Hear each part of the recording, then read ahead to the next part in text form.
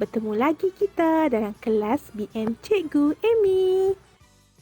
Pastikan murid-murid cikgu sediakan buku teks Bahasa Melayu tahun 2 dan buku aktiviti Bahasa Melayu tahun 2. Sekarang cikgu nak kamu buka muka surat 50. Hari ini kita akan belajar pada unit 20 iaitu ternakan yang berfaedah. Dan tajuk kita pada hari ini ialah kolam ikan dan hasilnya. Okey, sekarang cikgu nak semua murid-murid cikgu buka muka surat 50. Okey, sekarang kamu dah buka muka surat 50 kan? Okey, jadi apabila kamu buka muka surat 50, kamu dapat lihat tajuk petikan kita pada hari ini ialah kolam ikan dan hasilnya. Okey, kita pada hari ini aktiviti kita ialah untuk mengenal pasti isi tersurat dan isi tersirat. Okey, jom kita baca bersama-sama. Kolam ikan dan hasilnya. Aidil dan bapanya berhasrat untuk menternak ikan tilapia di dalam sangkar di sebatang sungai. Mereka mencari kawasan sungai yang agak dalam, airnya bersih dan sentiasa mengalir. Selepas itu, bapanya membeli sangkar yang diperbuat daripada besi. Bapa Aidil meminta beberapa orang pekerjanya memasukkan sangkar itu ke dalam sungai. Aidil dan bapanya melepaskan benih ikan pada waktu pagi. Mereka melepaskan sebanyak 500 ekor benih ikan tilapia ke dalam sangkar. Pada setiap hari, Aidil membantu bapanya memberikan ternakan ikannya makan pelet dan makanan lain yang telah diproses. Selepas beberapa bulan, ikan-ikan itu sudah boleh dipasarkan. Ikan-ikan itu dijual kepada peraih. Okey, jadi tadi cikgu ada bagi tahu kan aktiviti kita pada hari ini kita akan mengenal pasti isi tersurat dan isi tersirat. Jom kita tengok bersama-sama.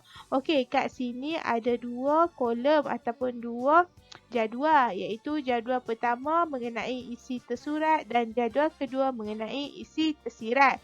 Okey, kamu nampak tak dekat petikan ni ada warna tulisan yang berwarna ungu. Jadi itu adalah menunjukkan isi tersurat. Dan bagi isi tersirat, cikgu pernah ajar sebelum ni, isi tersirat adalah isi yang tidak ada di dalam petikan dan kita perlu memikirkan sendiri. Okey, jom kita bincang bersama-sama. Okey, isi tersurat. Kita tengok perenggan pertama. Aidil dan bapanya berhasrat untuk menternak ikan tilapia di dalam sangkar di sebatang sungai. Mereka mencari kawasan sungai yang agak dalam, airnya bersih dan sentiasa mengalir. Okey, kita nampak yang berwarna ungu ialah mereka mencari kawasan sungai yang agak dalam, airnya bersih dan sentiasa mengalir. Jadi itu adalah isi tersurat. Isi tersurat ialah pasti ada di dalam teks ataupun di dalam petikan. Kamu hanya perlu tahu dan cari je. Tapi memang akan ada di dalam teks. Dan isi tersirat kita kena tulis ataupun fikir sendiri. Okey, contohnya kalau kita tengok isi tersurat kat sini. Okey, isi tersurat yang ada dalam petikan ni, mereka mencari kawasan sungai yang agak dalam, airnya bersih dan sentiasa mengalir. Okey, isi tersirat tu sebab apa? Sebab apa mereka mencari kawasan sungai yang agak dalam, airnya bersih dan sentiasa mengalir? Okey, jadi jawapan dah ada kat situ ialah untuk memastikan bekalan oksigen yang cukup dan mengeluarkan bahan buangan dari dalam sangkar secara semula jadi. Okey, kita tengok perenggan yang kedua. Okey, kita tengok tulisan yang berwarna ungu. Membeli sangkar yang diperbuat daripada besi. Okey, kenapa bapa Aidil ni membeli sangkar yang diperbuat daripada besi? Okey, jadi apa isi tersirat di sini? Okey, isi tersiratnya ialah penggunaan sangkar yang diperbuat daripada besi akan lebih kukuh. Maksud kat sini kuatlah, kukuh tu. Strukturnya bagi mengelak ia pecah apabila menerima arus sungai yang deras. Okey, kita tengok perenggan yang ketiga. Okey, agak-agak kat mana jawapan isi tersurat untuk perenggan yang ketiga? Okey, siapa boleh bagi tahu cikgu? Okey, ada siapa-siapa boleh bagi tahu cikgu kat mana isi tersurat untuk perenggan ketiga? Okey, isi tersurat untuk perenggan ketiga ialah melepaskan benih ikan pada waktu pagi. Itu adalah isi tersurat untuk perenggan yang ketiga. Okey, jadi sebab apa bapa Aidil dan bapa ni melepaskan benih ikan pada waktu pagi? Kenapa tak waktu petang dan bukan waktu malam? Sebab apa pagi? Okey, jawapan dia di sini ialah kadar keterangan ikan yang menyebabkan kematian dapat dikurangkan. Sebab itulah benih ikan dilepaskan pada waktu pagi. Okey, untuk perenggan yang keempat. Okey, agak-agak di mana jawapan ataupun di manakah isi tersurat bagi perenggan yang keempat? Okey, memberikan ternakan ikannya makan pelet dan makanan lain yang telah diproses. Itu adalah perenggan keempat, isi tersurat untuk perenggan keempat. Okey, jadi sebab apa Aidil ni membantu bapanya ni memberi ternakan ikan makanan pelet dan makanan lain yang telah diproses? Sebab apa? Okey, sebab dia ialah pelet dan makanan proses lebih mudah diaplikasi secara terus kepada ternakan dan lebih bersih serta tidak menjejaskan kualiti air. Jadi, murid-murid kena ingat, isi tersurat ni mesti dah ada kat dalam petikan. Dan isi tersirat ni kita perlu berfikir dan tulis jawapan berdasarkan isi tersurat. Okey, sekarang cikgu nak kamu buka buku aktiviti kamu pula, muka surat 54 dan 55. Okey, hari ini tajuk buku aktiviti kita, tajuk kita yang akan kita belajar ialah mengenai perkasam. Okey, kamu tahu tak apa itu perkasam? Okey, kamu dah buka muka surat 54 kan? Okey, aktiviti kita pada hari ini ialah aktiviti 2. Padankan dan tulis maklumat dengan betulnya. Okey, tajuk kita pada hari ini ialah perkasam. Okey, kamu tahu tak perkasam tu apa? Perkasam, adakah perkasam ni nama ikan ke? Ataupun perkasam ni sejenis makanan ke? Ataupun perkasam ni benda? Okey, perkasam ialah, okey, jom cikgu tunjuk dulu gambar perkasam. Okey, ni adalah gambar perkasam. Untuk pengetahuan semua, perkasam ni dikenali ataupun perkasam ni merupakan makanan tradisi yang memang terkenal lah kalau tak silap cikgu di utara, tapi kita tak pasti. Okey, perkasam ni biasanya menggunakan ikan. Okey, tapi pada masa kini kita dapat lihat ada macam satu perubahan ataupun penambahbaikan lah.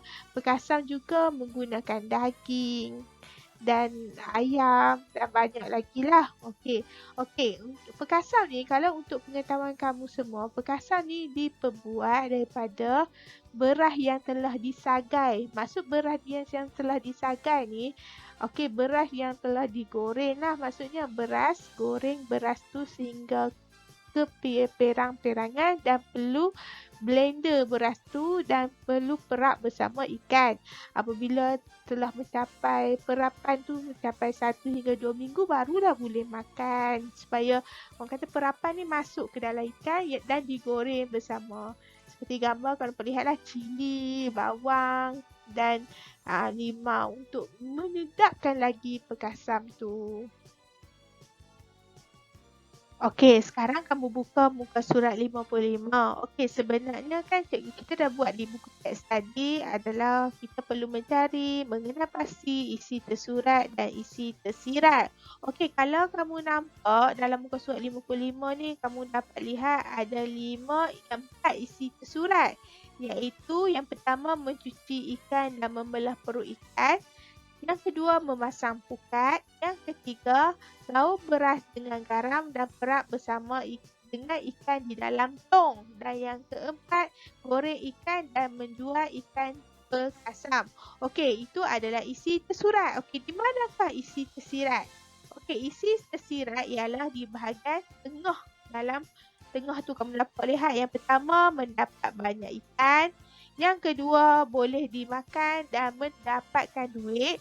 Yang ketiga, ikan bersih. Dan yang keempat, ikan menjadi masin. Jadi, okey, kamu kena pastikan isi tersurat ni sama dengan isi tersirat. Maksudnya bersesuaian. Sesuai dengan isi tersirat yang terdapat di dalam kotak tu. Okey, kita tengok yang pertama, mendapat banyak ikan. Okey, ni adalah isi tersirat. Mendapat banyak ikan. Jadi, apa isi tersurat yang menunjukkan mendapat banyak ikan? Okey, apa yang kita buat perkara tu, kesan akan mendapat banyak ikan. Okey, yang iaitu kamu dapat lihat memasang pukat. Jadi kamu kena tulislah dekat bahagian ni, memasang pukat. Bila memasang pukat, mesti akan mendapat banyak ikan. Berbanding kalau kita memancing menggunakan kail tu macam satu-satu ikan je lah. Tapi kalau kita memasang pukat, ikan yang kita dapat banyak. Okey. Okey, yang kedua, isi tersirat dia boleh dimakan dan mendapatkan duit. Okey, yang manakah yang sesuai dengan isi tersirat ni? Kita tengok bahagian isi tersurat. Okey, boleh dimakan dan mendapatkan duit. Okey, kita tengok. Iaitu isi tersuratnya goreng ikan dan menjual ikan perkasam. Okey, bila kita goreng ikan dan menjual ikan perkasam, mestilah bila kita goreng ikan, mestilah boleh dimakan. Dan apabila kita menjual ikan perkasam, kita akan mendapatkan duit. Jadi kamu kena tulislah dekat bahagian sini. Okey, seterusnya. Ikan bersih. Okey, jadi apa menyebabkan ikan bersih? Okey, yang seterusnya ikan menjadi masin. Jadi isi tersuratnya, gaul beras dengan garam dan perak bersama dengan ikan di dalam tong. Bila gaul beras dengan garam, isi tersirat dia ikan menjadi masin. Dan yang terakhir sekali, ikan bersih.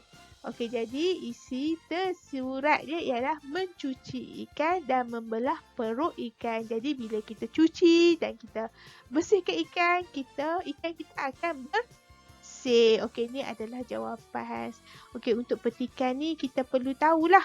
Kan cikgu kata tadi isi tersurat ni, untuk kita menulis isi tersirat mesti berdasarkan isi tersurat. Maksudnya ada hubung kait. Tak ada hubung kait. Jadi kita tengoklah kat sini perenggan dekat kotak ni, kita dapat lihatlah kita kena hubung kaitkan dua-dua ni untuk menjadikan satu isi tersurat dan isi tersirat yang paling sesuai. Okey, tahniah kelas kerana berjaya hadir untuk kelas pada hari ini dan kamu sangat awesome. Bye-bye.